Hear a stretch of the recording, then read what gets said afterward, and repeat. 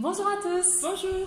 On se retrouve dans cette nouvelle vidéo, dans cette partie 2 de la subordination, pour cette fois-ci aborder le point de grammaire qui nous concerne pour l'oral, à savoir la proposition subordonnée circonstancielle. Commençons par un petit conseil pour bien reconnaître les propositions subordonnées circonstancielles. Il faut savoir qu'elles sont soit supprimables, soit déplaçables dans la phrase. Donc, c'est-à-dire que vous pouvez la transposer au début de la phrase ou bien à la fin de la phrase. Il n'y a pas de souci, elle peut se trouver autant au début qu'à la fin. Il faut savoir également qu'il en existe 7 différentes. La proposition subordonnée de temps, de cause, de but, de conséquence, de concession, de condition et la dernière de comparaison. On va voir ces 7 propositions subordonnées circonstancielles au fil de notre vidéo pour vous donner quelques petits conseils pour bien les repérer. Commençons par le premier type de proposition subordonnée circonstancielle. La proposition subordonnée circonstancielle de temps. Il est important de savoir que quand on parle de proposition subordonnée, il s'agit de la nature de la proposition. Quand vous parlez de circonstanciel, de temps, de lieu, de cause, etc., ça va être plutôt la fonction.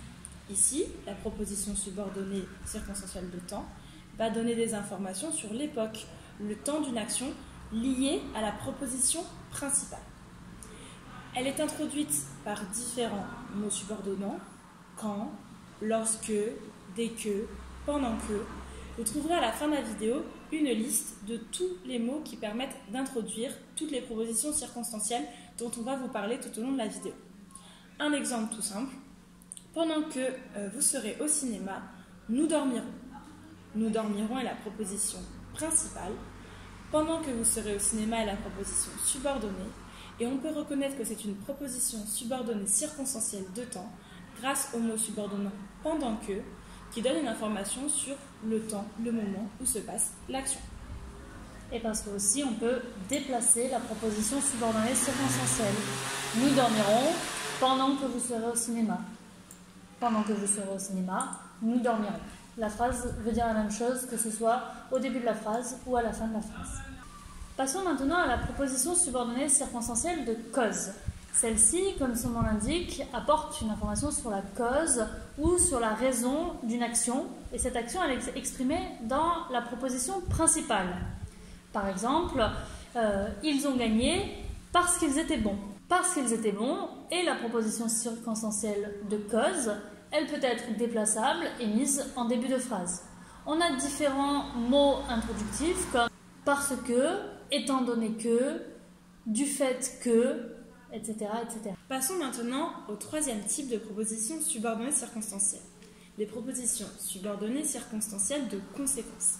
Elles apportent des informations sur les conséquences qui ont amené l'action exprimée dans la principale. Par exemple, elle a énormément travaillé, si bien qu'elle a réussi à être première de son concours. La proposition subordonnée, si bien qu'elle a réussi à être première de son concours, est le résultat de l'action exprimée dans la proposition principale, le résultat, la conséquence. Elle a travaillé énormément. Elle peut également être déplacée, comme toutes les propositions subordonnées circonstancielles. Ce type de proposition peut être également introduit par différents mots, comme de sorte que, si bien que, de telle façon que, de telle manière que, etc. Quatrième proposition subordonnée circonstancielle, celle de but. Elle permet de montrer les motivations d'une action et cette action est elle-même exprimée dans la proposition principale. Par exemple, je m'entraîne tous les soirs pour que je devienne un grand sportif. Pour que je devienne un grand sportif, c'est les motivations de mon action qui est l'entraînement tous les soirs. Vous avez d'autres exemples pour que, afin que, dans l'espoir que, dans le but que, etc. Cinquième point, les propositions subordonnées circonstancielles de concession. Elles donnent des informations sur la concession ou l'opposition par rapport à l'action exprimée dans la proposition principale. Un exemple, malgré le fait que je sois malade, je suis venu travailler aujourd'hui. Votre proposition subordonnée, malgré le fait que je sois malade, est dite de concession, puisque vous allez faire une concession, c'est-à-dire mettre de côté votre état maladif pour quand même aller travailler aujourd'hui. Il existe différents mots, différentes locutions pour exprimer des propositions subordonnées circonstancielles de concession, bien que, malgré le fait que, encore que, quoique, etc. Passons maintenant à notre 6e et avant-dernière proposition subordonnée circonstancielle, celle de condition. Comme son nom l'indique, elle permet d'émettre une condition à propos de l'action qui pourrait possiblement être réalisée ou non. Par exemple, si tu travailles bien, tu auras des bonnes notes. Si tu travailles bien, est la condition afin d'avoir des bonnes notes.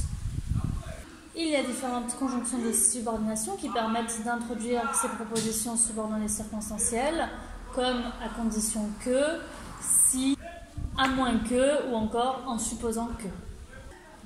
7e et dernier type de proposition subordonnée circonstancielle, la proposition subordonnée circonstancielle de comparaison.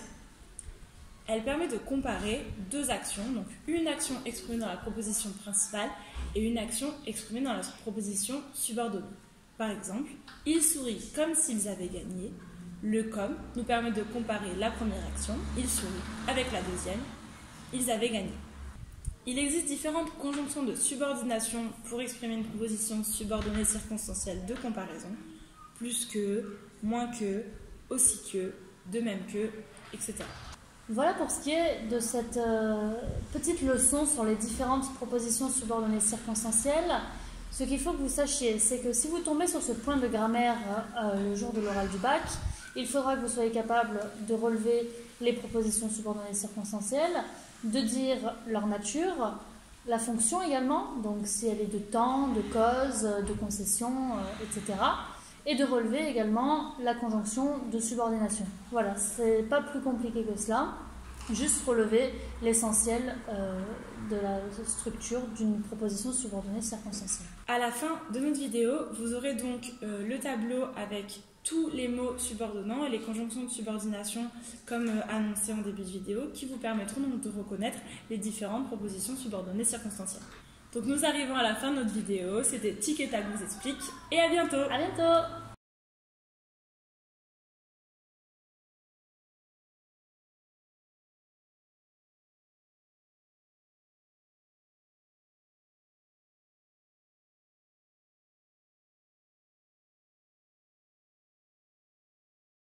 Tic tic